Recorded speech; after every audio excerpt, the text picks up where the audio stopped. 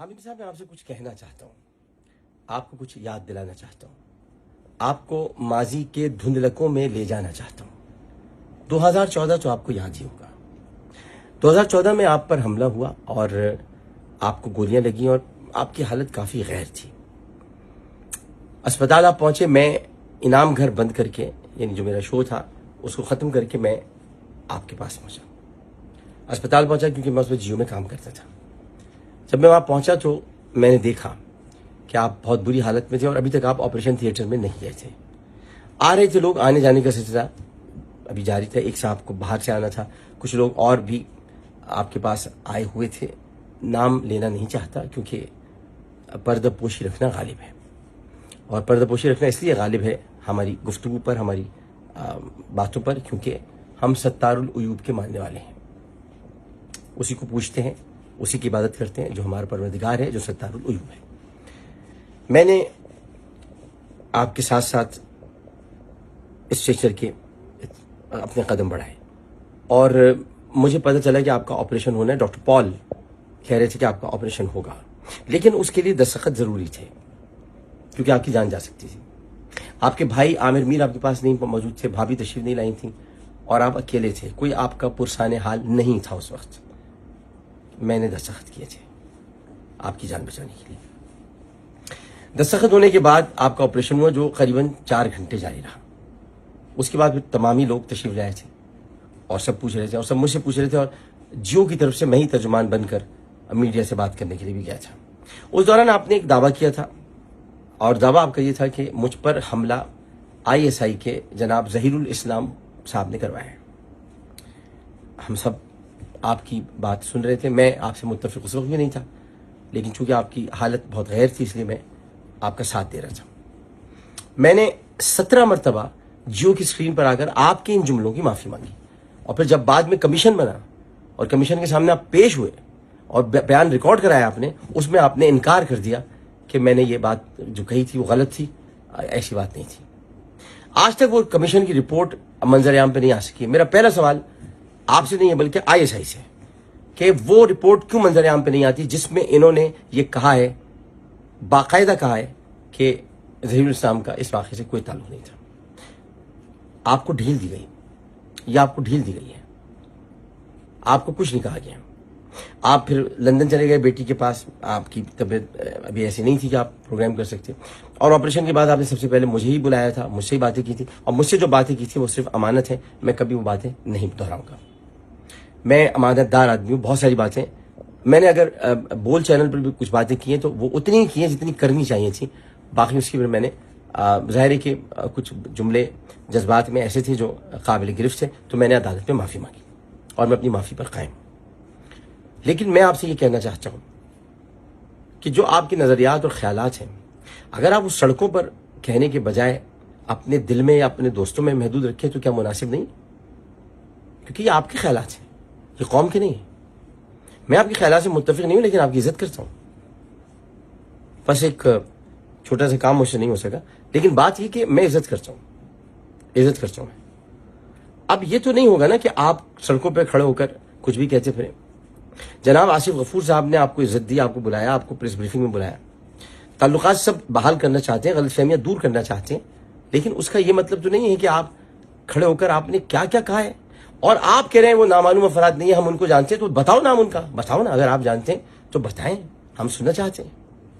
اور پھر اگر آپ کہیں گے تو واللہ قسم پروردگار کی جس کے قبضے میں میری جان ہے، میں وہ سب باتیں بھی منظر عام پہ لے آؤں گا جو آپ نے مجھ سے کبھی کہی ہیں۔ لیکن آپ وہ وقت یاد رکھیے، مت بھولیے گا کہ آپ تکلیف میں تھے، آپ درد میں تھے، اور آپ کا بھائی آپ کے ساتھ کھڑا تھا۔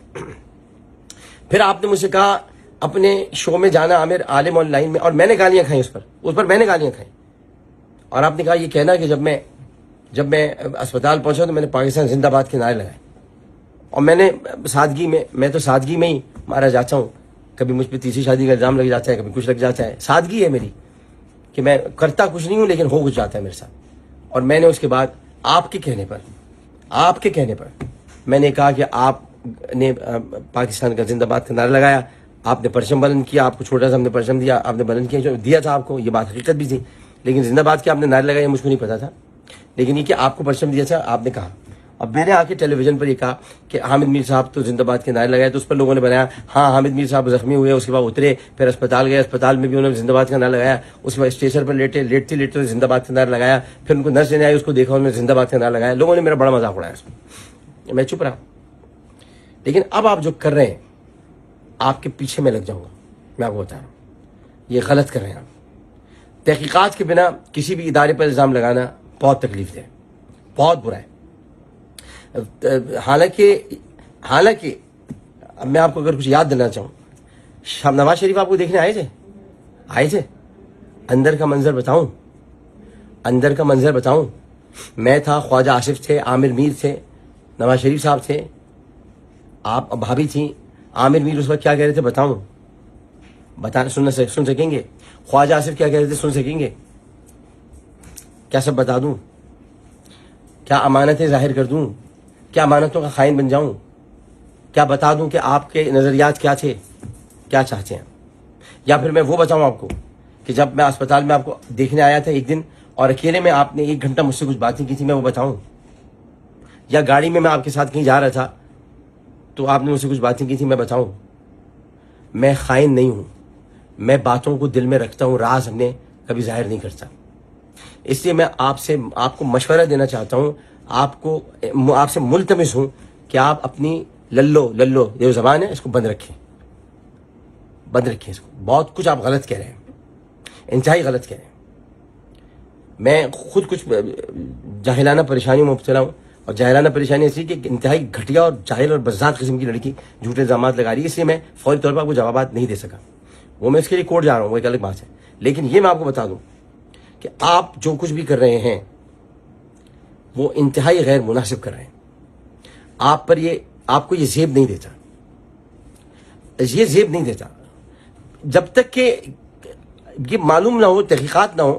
آپ کی ہوئی نا تحقیقات، کمیشن بنا تھا نا، اس نے 3 مہینے تک اپنی رپورٹ تیار نہیں کی تھی. اس کے بعد رپورٹ جو سامنے آئی ہے اس میں آپ یہ ذکر تک نہیں ہے کہ آپ پر حملہ ISI نے کروایا تھا. کیا میں وہ کال بھی آپ کو یاد دلاؤں جو آپ کے حملے کی فوراً بعد کسی کی آئی تھی؟ ایک بہت بڑے لیفٹیننٹ جنرل سے، انہوں نے فون کیا تھا، انہوں نے میرے فون پر فون کر کے کہا تھا ذرا بھائی سے میری بات کرا دیں.